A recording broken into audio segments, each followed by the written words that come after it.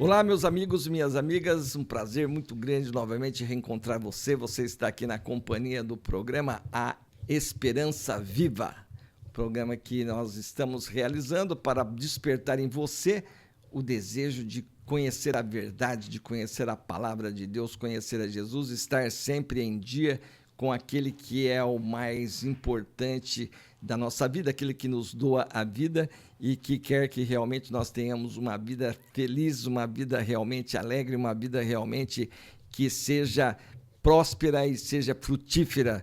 Nós devemos estar sempre atentos às coisas de Deus, porque Deus é perfeito e Ele nos ama e Ele quer que realmente nós tenhamos uma vida muito feliz. E por isso, então, nós estamos aqui sempre trabalhando para que você se desperte, para que você se reconcilie com Deus, para que você tenha amizade com Deus, tenha um relacionamento com Deus, entendendo qual é a nossa situação diante de Deus. Todos nós sabemos que Deus é santo e nós somos pecadores. E existe aqui, então, um mau relacionamento entre nós e Deus, especialmente da nossa parte, pelo fato de nós sermos pecadores, infratores, nós vivemos quebrando a lei de Deus, desobedecendo, e isto causa um problema muito sério, porque nós perdemos a comunicação com Deus, perdemos a comunhão com Ele, e isso traz para nós muitos problemas. E é exatamente esse ponto que nós queremos dividir com você, como resolver esse problema. Este problema já foi resolvido através da pessoa do Senhor Jesus Cristo, Ele que veio aqui nos socorrer para que nós possamos se reconciliar com Deus, e é através do trabalho que Ele realizou que nós podemos resolver esse assunto do pecado. Precisamos remover o pecado para que nós possamos nos aproximar do Deus Santo. E assim, então, Jesus, ele sempre está trabalhando para que isso aconteça na nossa vida, e o trabalho de Jesus é realmente remover o pecado para que nós possamos ter a alegria de conhecer a Deus, de viver com Deus a partir de hoje. Conhecer a Deus não é algo que nós vamos conhecer somente depois que partimos daqui para a eternidade, não. Deus está presente aqui na face da terra hoje, cuidando de tudo, todas as coisas que nós temos, todas as bênçãos que nós recebemos, vêm de Deus, vêm lá do alto. E por isso nós temos que valorizar esse Deus maravilhoso que nos ama e que quer se relacionar conosco. Ele trabalha, conforme Jesus disse lá para a mulher samaritana, que meu Pai anda procurando aqueles que o adoram em espírito e em verdade. Então Deus quer encontrar pessoas que realmente o adorem em espírito e em verdade, e sempre que ele encontra essa pessoa, ele vem ao encontro para remover o pecado e abrir o entendimento da pessoa para que ela realmente receba Jesus Cristo como seu Senhor, seu Salvador, seu Mestre. E Jesus, então, está sempre trabalhando nesse sentido. O trabalho de Jesus é nos aproximar de Deus, é nos reconciliar com Deus, é fazermos nascer de novo. Nascer de novo é nascer espiritualmente. Nascer espiritualmente para podermos nos relacionar com Deus. Quero dividir com você hoje aqui um texto da Palavra de Deus, que é um verdadeiro paradoxo, conforme Jesus ensina aqui em Mateus capítulo 10, a partir do versículo 34 a 39, ele diz o seguinte: não penseis que vim trazer paz à terra, não vim trazer paz, mas espada, pois vim causar divisão entre o homem e seu pai, entre a filha e sua mãe, entre a nora e a sua sogra. Assim os inimigos do homem serão os da sua própria casa. Quem ama seu pai ou sua mãe mais do que a mim, não é digno de mim. Quem ama seu filho ou sua filha mais do que a mim, não é digno de mim. E quem não toma a sua cruz e vem após mim, não é digno de mim. Quem acha a sua vida, perdê-la-á. Quem, todavia, perde a vida por minha causa, achá-la-á. Veja aqui, prezado amigo, prezada amiga, que interessante. Jesus falando aqui que ele não vem trazer paz à terra.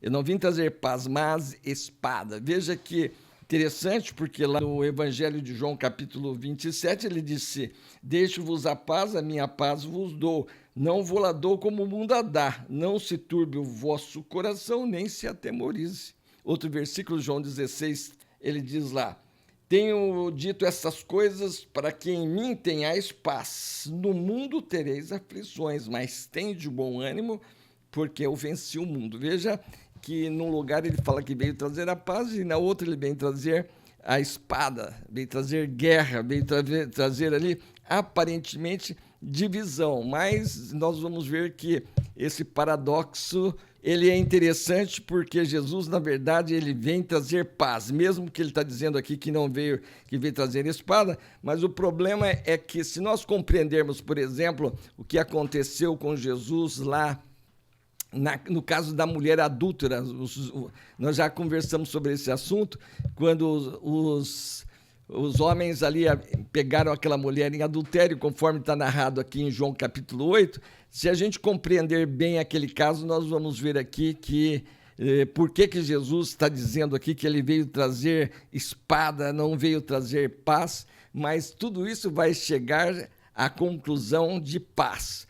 Então diz lá, João capítulo 8, diz lá, Jesus, porém, foi para o Monte das Oliveiras e pela manhã cedo tornou para o templo, e todo o povo vinha ter com ele, e assentando-se os ensinava. E os escribas e fariseus trouxeram uma mulher apanhada em adultério, e pondo-a no meio, disseram-lhe, mestre, esta mulher foi apanhada no próprio ato adulterando. E na lei nos mandou Moisés que as tais sejam apedrejadas. Tu, pois, que dizes? Isto diziam eles, tentando para que tivessem de que o acusar. Mas Jesus, inclinando-se, escrevia com o dedo na terra. E como insistissem, perguntando-lhe, endireitou-se e disse-lhes, aquele que dentre vós está sem pecado, seja o primeiro que atire pedra contra ela. E tornando a inclinar-se, escrevia na terra. Porém, ouvindo eles isto, redarguidos pela consciência, saíram um, a começar pelos mais velhos até os últimos. Ficou só Jesus e a mulher que estava no meio. E endireitando-se Jesus e não vendo ninguém mais do que a mulher, disse-lhe, mulher, onde estão aqueles teus acusadores? Ninguém te condenou? E ela disse, ninguém, Senhor. E disse-lhe Jesus, nem eu também te condeno, vai-te e não peques mais. Veja que interessante aqui, prezado amigo, prezada amiga, que aqueles homens, então, estavam interessados em apedrejar aquela mulher. Eles chegaram para Jesus mostrando que a lei de Moisés é a condenação de alguém que fosse pego, né? Uma mulher que fosse pega em um ato de adultério deveria ser apedrejada. Só que, além daquela mulher, eles também queriam condenar Jesus à morte, porque na lei romana, que era o Império Romano que dominava ali, a lei deles era mais branda. Qualquer posição que Jesus tomasse ali, ele estaria se autocondenando.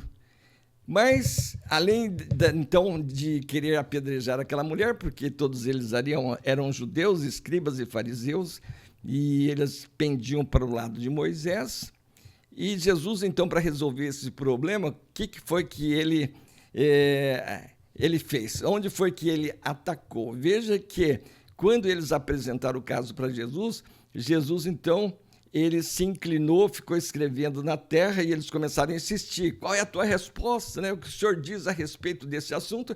Aí Jesus se levantou e disse assim, quem não tiver pecado, atire a primeira pedra. O que Jesus fez ali para resolver o problema?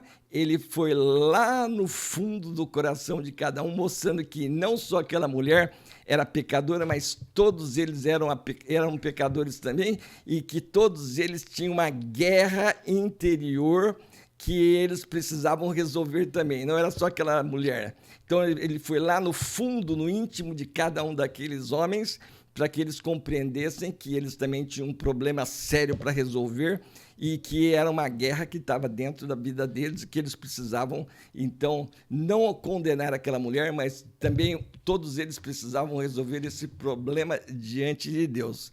Então, a guerra, prezado amigo, prezada amiga, começa dentro de nós. A primeira condição básica para alguém se tornar um verdadeiro cristão é negar-se a si mesmo. A guerra começa lá no íntimo de cada um de nós. Jesus fala, se alguém quiser vir após mim, negue-se a si mesmo, tome a sua cruz e siga-me. Esta é a guerra maior que existe na face da terra. Cada um de nós ter que nos recusar, negarmos a nós mesmos. Então, essa é a guerra. Por isso, então, Jesus está dizendo aqui, não penseis que vim trazer paz à terra, não vim trazer espada. Jesus está falando aqui, não é de guerra de um contra outro, de inimizade, de briga, de violência um contra outro. Jesus está falando aqui é de fé, para resolver o problema do pecado, para resolver o problema daquilo que nos impede um relacionamento com Deus, é preciso ter uma guerra consigo mesmo. Começa com você mesmo.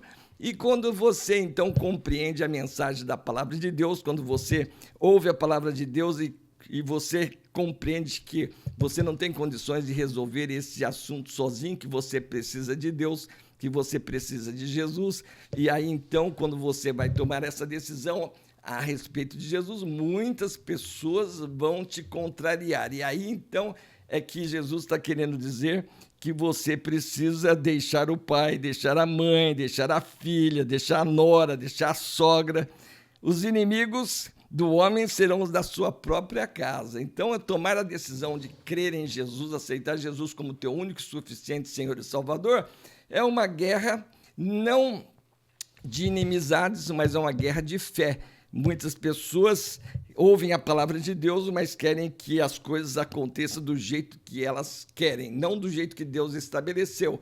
E Deus estabeleceu que a remoção do pecado é feita pelo sangue de Jesus. O sangue de Jesus nos purifica de todo pecado. É a fé na grande obra que Jesus realizou ali na cruz do Calvário que nós temos que receber para que possamos nos libertar desse pecado que está na nossa alma, que nos afasta de Deus, que quebra o nosso relacionamento com Deus. E é por isso, então, que Jesus está dizendo aqui que quem ama seu pai ou sua mãe mais do que a mim não é digno de mim. Quem ama seu filho ou sua filha mais do que a mim não é digno de mim. E quem não toma a sua cruz e vem após mim não é digno de mim.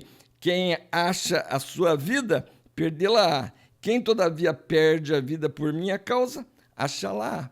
Então, veja que nós temos que colocar sempre Deus em primeiro lugar na nossa vida. Jesus Cristo em primeiro lugar na nossa vida. Ninguém pode tomar o lugar de Jesus. E Jesus faz uma promessa aqui em Mateus 19, 29, e fala assim: a todo aquele que tiver deixado casas, ou irmão, ou irmãs, pai, mãe, mulher, filhos, campos, por causa do meu nome, receberá muitas vezes mais e a vida eterna. Lá em Marcos, ele relata esse mesmo caso aqui, dizendo assim, Marcos capítulo 10, versículos 29 e 30, ele fala: então Pedro começou a dizer-lhe: eis que nós tudo deixamos e te seguimos. Tornou Jesus: em verdade vos digo que ninguém há que tenha deixado casa, ou irmãos, ou irmãs, ou mãe, ou pai, ou filhos, ou campos, por amor de mim e por amor do evangelho, que não receba já no presente século o 100 vezes mais de casas, irmãos, irmãs, mães, filhos e campos, com perseguições, e no mundo por vir a vida eterna. E assim, então, prezado amigo, está aqui Jesus, então, mostrando que é essa guerra que ele vem trazer para nós, muito pelo contrário, vai trazer paz com Deus. A guerra que nós precisamos enfrentar é com que ninguém pode estar acima de Deus. Deus tem que estar acima de todas as coisas da nossa vida, e se nós, então, deixarmos tudo e colocarmos Deus em primeiro lugar na nossa vida, nós vamos ter paz com Deus, e uma vez com paz com Deus, nós vamos amar mais os nossos pais, amar mais os nossos irmãos, amar mais a esposa, amar mais a família, vai saber desfrutar mais das casas, dos bens, e vai já nesta vida que ele diz, você vai receber 100 vezes mais, e na vida por vir, a vida eterna, que é o que nos interessa. É manter o nosso maior patrimônio, que é a nossa vida. E manter esse patrimônio, fazer com que a nossa vida seja eterna. Essa é a maior de todas as bênçãos. Quem coloca Jesus em primeiro lugar na sua vida, vai ter, então, assim, a maior de todas as bênçãos, que é o dom da vida eterna. Espero que você esteja se inscrevendo aqui no nosso programa. Deixa aí o seu gostei, não gostei, e compartilhe, comente.